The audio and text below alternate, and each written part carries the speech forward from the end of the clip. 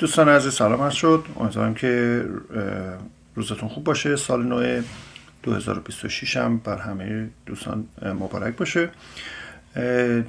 در وبسایت شاهزاده رضا پهلوی هستیم و یک پستی از ایشون رو داریم میبینیم که به تازگی منتشر شده.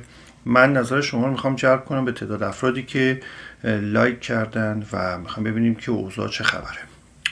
ببینید وقتی که وارد این تعداد لایک ها میشیم میبینیم نزدیک 6000 نفر اینو لایک در اصل عکس العمل نشون دادن، 4300 نفرشون لایک کردن، 693 نزدیک 700 نفر عشق نشون دادن، قلب نشون دادن، 5 نفرم بغل یا هاک نشون دادن با عشق، ولی 916 نفرم این وسط هستن که ژینگولک بازی در آوردن دیگه، در اصل خنده و مضحکه و مسخره بازی و اینا. من اتفاقا میخوام نظر شما جلب کنم به این افراد و بریم ببینیم که اینا واقعا کیا هستن. نظر من اینه که جمهوری اسلامی به اینا پول میده، میخرتشون و بهشون میگه که در سراسر جهان هم هستن. بعضیشون اصلا ایرانی نیستن، اگه اسما رو ببینید بعضیشون هم که ایرانی هستن که خب سمت و سوشون مشخصه، به سمت جمهوری اسلامی هستن، ولی بیشتر نظرم اون افرادی که خارج از ایران هستن و اصلا نمیدونن جریان چی هست، فقط میان این ژینگولک بازی و مسخره بازی و بعضی موقع کامنت رو شروع میکنم تکراری پشت سر هم به مخالفت کپی پیست میکنن و از این کارا.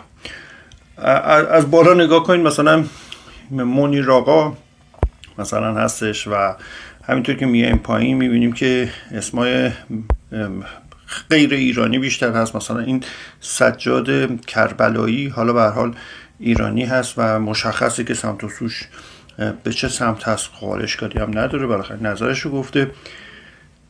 مثلا نصیب الله توتاخیل یا یه همچه چیزی.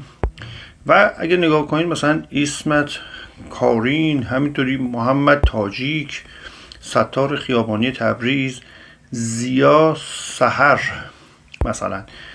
و هم اسما رو اگه دقت کنید نصفشون مثلا این روما رمبو دیگه خیلی جالبه.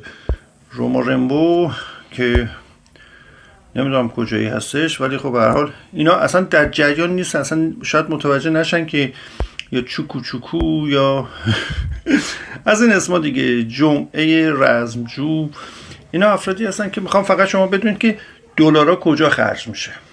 خدا رو شکر تعدادشون هم کمه، یعنی در مقابل 6000 نفری که عکس العمل نشون دادن 1/6 از این سایبری ها هستن. ما اسمشون میذاریم سایبری. اینه گفتم که اونایی که هم میگن